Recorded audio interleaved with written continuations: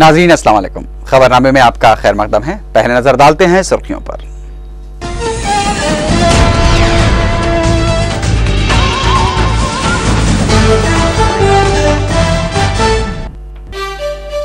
समाजी जहदकार अन्ना हजारे ने रामलीला मैदान पर भूख हड़ताल शुरू कर दी। बदउनवानियों को जड़ से उखाड़ने का किया आज़म।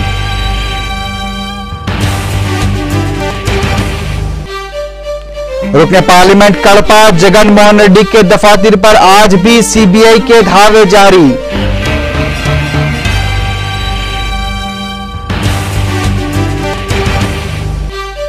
सीबीआई तहकीकात जगन के खिलाफ साजिश। जगन ग्रुप के अरकान का इजलास, इस्तीफों पर आइंदा इजलास में गौर करने का दिया इशारा।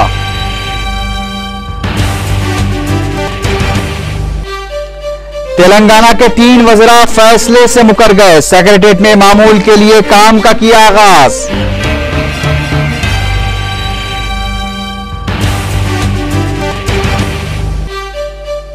अफगानिस्तान में ब्रिटिश कौंसल पर खुदकुश हमले, 8 अफराद हलाक।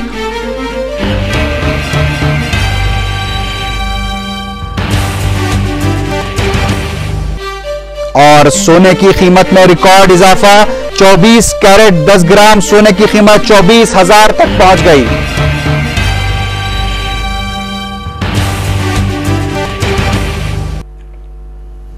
अब खबरें तफसील से।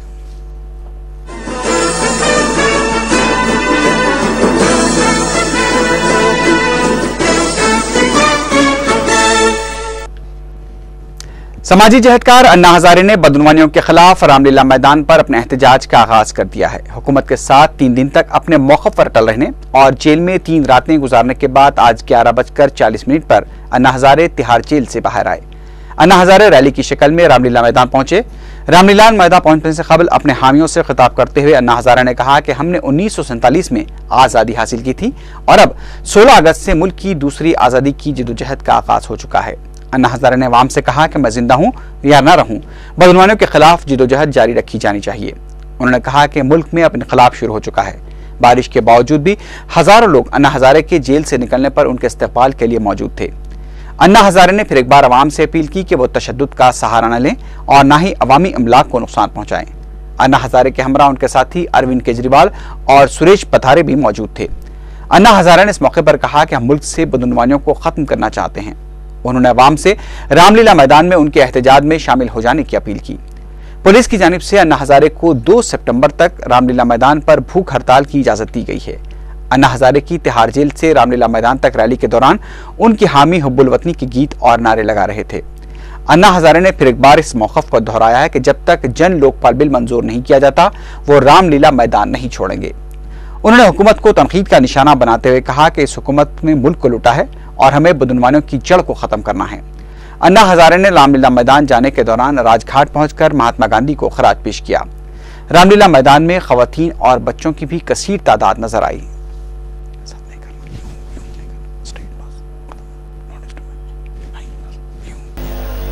जैसे कई देश बनाया वो युवकों ने बनाया है और मेरा आशास्थान युवक है। मुझे पूरा विश्वास है इस देश का युवक जग गया है। अभी इस समाज को, इस देश को उज्जवल भविष्य दूर नहीं है। हम भविष्य देकर ही छोड़ेंगे। जिन गद्दारों ने इस देश को लूटा है, जिन गद्दारों ने इस देश को लूटा है, अभी हम बर्दाश्त नहीं करेंगे, नहीं करेंगे, नहीं करेंगे। अपनी आजादी को हम हरगिज भुला सकते नहीं।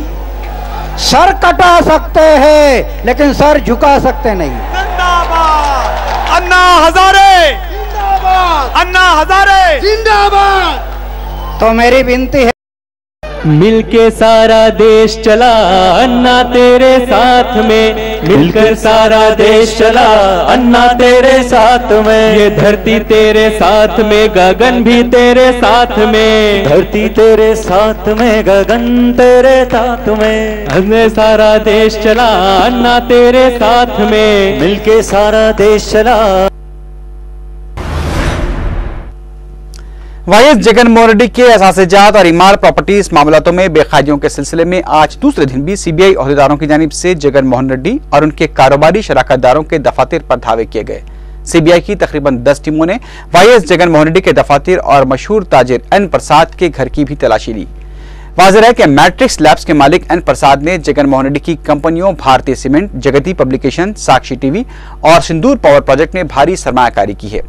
जुमे को सीबीआई ओहदेदारों ने Vanpic, Penna cements, Aurobindo pharma, global info, Brahmani infotech और नवभारत एंटरप्राइजेस की तलाशी ली। सीबीआई की जानिब से जगन के अंकल कड़पा के साबिक मेयर रविंद्र रेड्डी के नलगुंडे में वाक़ हरिता फर्टिलाइजर्स की भी तलाशी ली गई। जगन मोहन रेड्डी के बहनोई अनिल कुमार के बयारम में कांकनी से जुड़े दफातर पर भी तलाशी ली गई। पता चला है कि सीबीआई की एक और टीम विशाखापट्टनम के लिए रवाना किए जाने का इम्कान है, जहां वो जगन मोहन रेड्डी और उनके रिश्तेदारों के मफादात से जुड़े कारोबारी इदारों की तलाश ले सकती है। वाज़ेह है कि सीबीआई ने तहकीकात के दौरान ताउन न करने पर गिरफ्तार करने का भी इंतबा दिया है। दावा के दौरान मीडिया से बात करते हुए सीबीआई के ज्वाइंट डायरेक्टर लक्ष्मी नारायण ने बताया कि असासेजात की तहकीकात के सिलसिले में तलाशी मुहिम और धावों का सिलसिला जारी रहेगा। उन्होंने कहा कि मजीद कार्रवाइयों और धावों के बाद ही मीडिया के सामने तफसीलात लाई जाएंगी।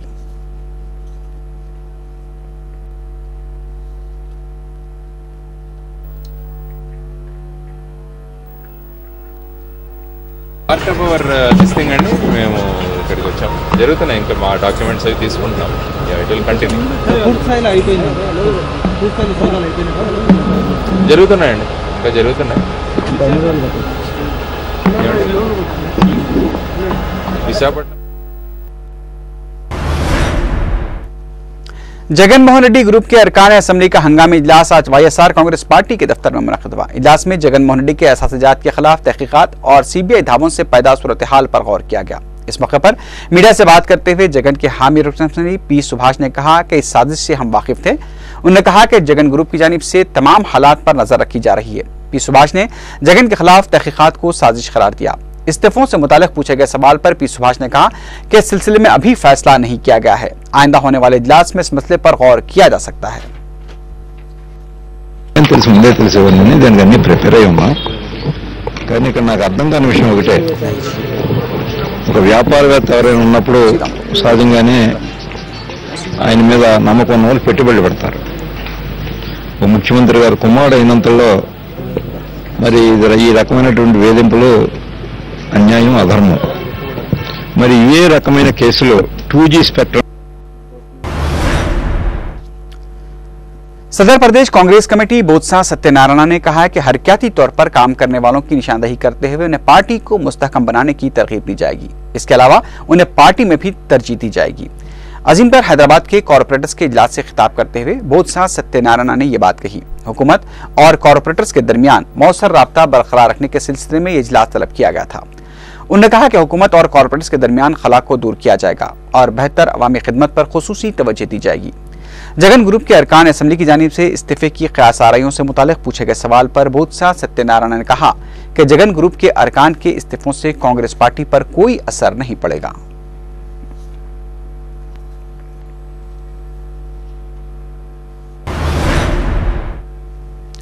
पंजाब के रुकन असम्बली और वाईएस जगन मोहन रेड्डी की हामी शोभा नागी रेड्डी ने वाईएसआर दौर के वज़रा के खिलाफ भी सीबीआई तहकीकात कराने का मुतालबा किया है। मीडिया से बात करते हुए शोभा नागी रेड्डी ने कहा कि सुप्रीम कोर्ट की जानिब से मुहरबंद लिफाफे में हलफनामा देने की हिदायत पर कोई भी अमल नहीं कर रहा है।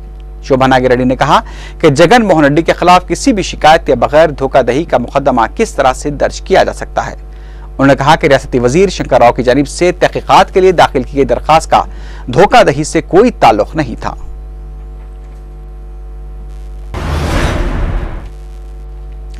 अलहदा तेलंगाना सियासी जेएसी के सदरनशीन कोदंडराम ने ख्याल जाहिर किया है कि अलहदा तेलंगाना के लिए नौजवानों में खुदकुशियों का रुझान सियासी कायदीन की वादा खिलाफी और दोहरे मौक़िफ़ की वजह से बढ़ रहा है।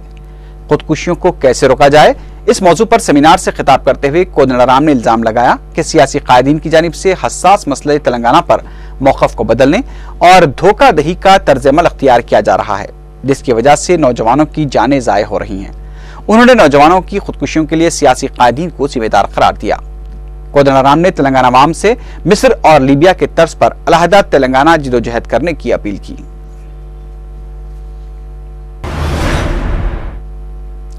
तेलुगु देशम के सीनियर लीडर कड़ियम श्रीहरि ने कहा है कि वाईएस राजशेखर रेड्डी के दौर में हुई बेकायदियों में उस वक्त के काबिनी वज़रा भी बराबर के जिम्मेदार हैं। मीडिया से बात करते हुए कड़ियम श्रीहरि ने कहा कि जलयज्ञम प्रोजेक्ट की तामीर के दौरान भी बेकायदियों में उस वक्त के वजीर आपाशी पोनाला लक्ष्मैया मुलविस हैं। उन्होंने तमाम वज़रा को जेल भेज देने का मुतालबा किया।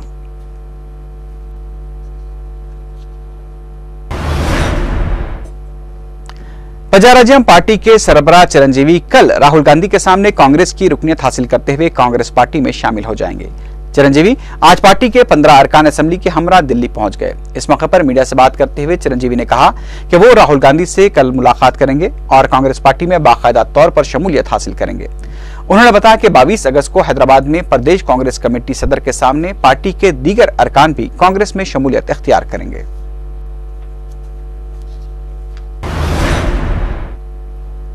जगन मोहन रेड्डी अगर खुद को पारसा समझते हैं तो फिर अपने खिलाफ जारी तहकीकात से वो क्यों इस कदर बौखला गए हैं। मीडिया से बात करते हुए तुलसी रेड्डी ने कहा कि अदालत के फैसले को जगन ग्रुप की जानिब से कांग्रेस की साजिश करार दिए जाने के बयानात को उन्होंने मुसक्का खैज करार दिया।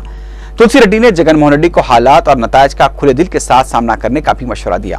उन्होंने वाईएसआर कांग्रेस की जानिब से सोनिया गांधी और चीफ मिनिस्टर किरण कुमार रेड्डी के पुतले नजरातिश करने की हरकतों की भी मजम्मत की।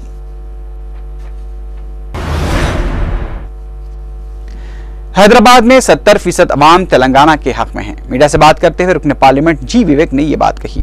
उन्होंने अंग्रेजी न्यूज चैनल CNN IBN की जानिब से तेलंगाना और रियासत आंध्र प्रदेश में कांग्रेस पार्टी के मौकफ से मुताल्लिक किए गए सर्वे को मुस्तरद कर दिया। विवेक ने कहा कि हम तेलंगाना और कांग्रेस के मौकफ पर अपनी जानिब से सर्वे कराएंगे। उन्होंने कहा कि सिर्फ कांग्रेस ही तेलंगाना दे सकती है। बास तेलंगाना वज़रा की जानिब से सरकारी उमूर में हिस्सा लेने से मुतालिक पूछे गए सवाल पर विवेक ने कहा कि इस सिलसिले में स्टीयरिंग कमेटी के इजलास में गौर किया जाएगा। उन्होंने जगन के खिलाफ जारी CBI तहकीकात को कांग्रेस की साजिश करार दिए जाने की मजम्मत की।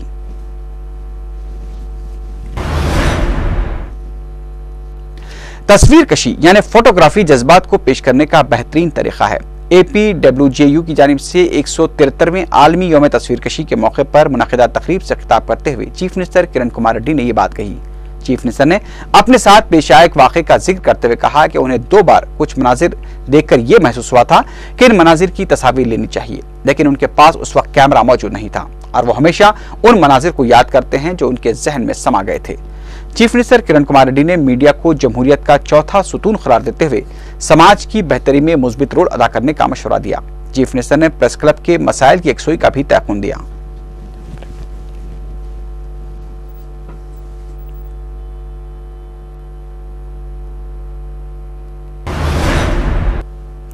रियासती वजीर दाखिला सबीता इंद्रा रेड्डी के अलावा रियासती वजीर इत्तला DK अरुणा और राम रेड्डी वेंकट रेड्डी आज सेक्रेटेरिएट में मामूल के मुताबिक काम करते देखे गए। सबीता इंद्रा रेड्डी ने DGP दिनेश रेड्डी के साथ एक इजलास तलब करते हुए अमन ज़ब्त की सूरत हाल का जायजा लिया। वाज़ेह रहे कि अलहदा तेलंगाना की तश्कील से मुतालिक मरकजी हुकूमत की जानिब से मुस्बित फैसला न लिए जाने तक तेलंगाना के बाज़ वज़रा ने सेक्रेटेरिएट न आने का ऐलान किया था, लेकिन आज तेलंगाना के 3 वज़रा को अपने सेक्रेटेरिएट के दफातर में मामूल की तरह काम करते देखा गया। कोमट रेड्डी वेंकट रेड्डी के भाई राम रेड्डी वेंकट रेड्डी भी सेक्रेटेरिएट पहुंचकर अपना काम किया। तब अभी तक जाना रेड्डी, श्रीधर बाबू और DK अरुणा बताया जा रहा था कि वो घर से बैठकर काम करेंगे, लेकिन DK अरुणा सीधे आज सेक्रेटेरिएट पहुंच गई और अपना कामकाज पूरा किया।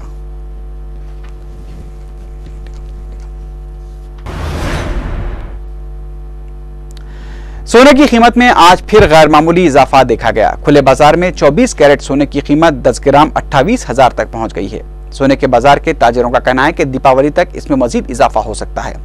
कीमतों में इजाफे के बावजूद भी आने वाले महीनों में शादियों के मौसम को देखते हुए सोने की खरीदी में कोई कमी नहीं देखी जा रही है।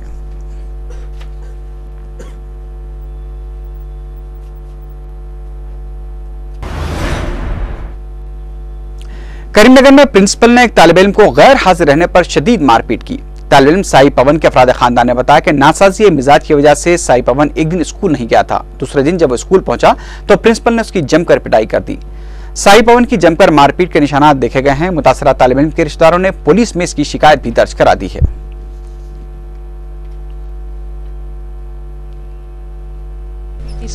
प्रिंसिपल पीटी ఇక్కడ కాళ్ళ మీద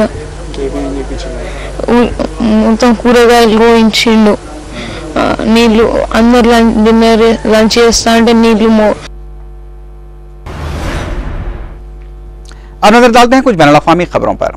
अफगानिस्तान के दारुल-हुकूमत काबुल में ब्रिटिश कौंसिल की इमारत में किए गए खुदकुश हमले में 8 अफराद हलाक हो गए हैं। काबुल से मिली इत्तलात के मुताबिक इस हमले के बाद 3 जोरदार धमाके भी सुनाई दिए और खुदकुश हमलावरों और सिक्योरिटी फोर्सेस के दरमियान काफी देर तक फायरिंग का तबादला जारी रहा। इस खुदकुश हमले में 15 से ज्यादा अफराद के जख्मी होने की भी इत्तला मिली है।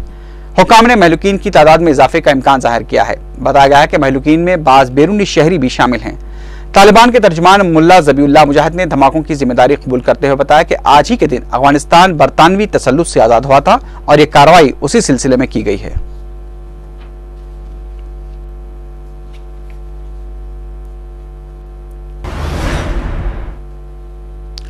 लीबिया के बागियों ने दावा किया है कि उन्होंने सरकारी फौज के साथ जारी 4 दिन की शदीद लड़ाई के बाद दारुल-हुकूमत त्रिपोली और ट्यूनिस की सरहद पर वाक़ साहली शहर सिबरात पर कब्जा कर लेने का दावा किया है।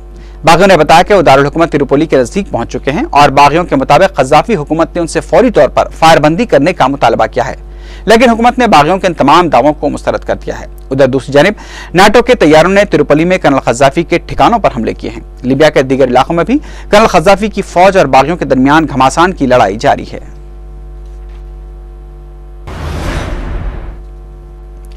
शाम में मज़ाहिरीन के खिलाफ पुरतशद्दुद कार्रवाइयों का जायजा लेने के लिए अक़वाम मुत्तहिदा की जानिब से एक टीम शाम भेजी जा रही है। अक़वाम मुत्तहिदा के इंसानी उमूर के इदारे के सरबराह ने बताया कि शाम की हुकूमत ने इस बात का यकीन दिलाया है कि इस मिशन को पूरे मुल्क में कहीं भी जाने की इजाजत होगी। खलवजी अमरीका और दूसरे ममालिक ने शाम के सदर बशर अल-असद से फिर एक बार इक़्तिदार से अलहदा हो जाने का मुतालबा किया है। वाज़ेह है कि शाम ने कहा है कि मज़ाहिरीन के खिलाफ पुलिस और सिक्योरिटी फोर्सेस की कार्रवाइयां रोक दी गई हैं, लेकिन किसी आज़ाद ज़राए से हुकूमत के इस दावे की तस्दीक नहीं हो पाई है।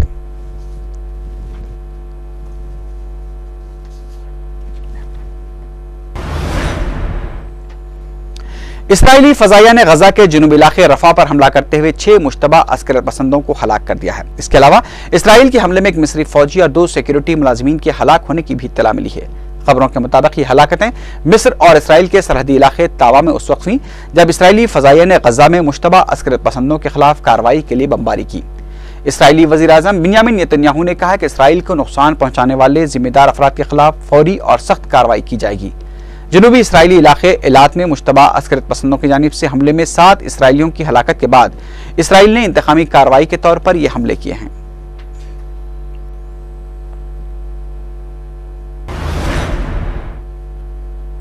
कराची में कत्ल गारतगिरी का सिलसिला जारी है। आज सुबह से पुरतशद्दुद वाक़यात में 15 अफराद को मौत के घाट उतार दिया गया है। 3 दिन से जारी तशद्दुद इस लहर में शहरियों को चुन चुन कर कत्ल किया जा रहा है। शहर में पुलिस को औसतन हर घंटे में 1 लाश मिल रही है। पुलिस के मुताबिक न्यू कराची सेक्टर जी से नासागर नामी नौजवान की थैले में बंद लाश दस्तियाब हुई। ऐसी ही 2 लाशें गुलबहार इलाके में लैरी नदी के किनारे भी दस्तियाब हुई। पुलिस ने बताया कि गुज़िश्ता रोज की तरह इन अफराद को भी शहर के मुख्तलिफ इलाकों से अगवा करने के बाद कत्ल कर दिया गया। कराची में 3 दिन कबल शुरू हुए तशद्दुद के इस वाक़यात में अब तक तकरीबन 70 अफराद हलाक हो चुके हैं। पुलिस को जो लाशें दस्तियाब हुई हैं उनमें कई के सर कटे हुए पाए गए। कराची पुलिस और रेंजर्स की जानिब से कई अफराद को गिरफ्तार भी कर लिया गया है। कराची में तशद्दुद के वाक़यात के बावजूद भी पुलिस खामोश तमाशाई देख रही है। जुमे की नमाज के मौके पर आज पाकिस्तान में गैर मामूली इंतजाम किए गए थे। इसी के साथ ही खबरनामा इख्तिताम को पहुंचा। अल्लाह हाफिज।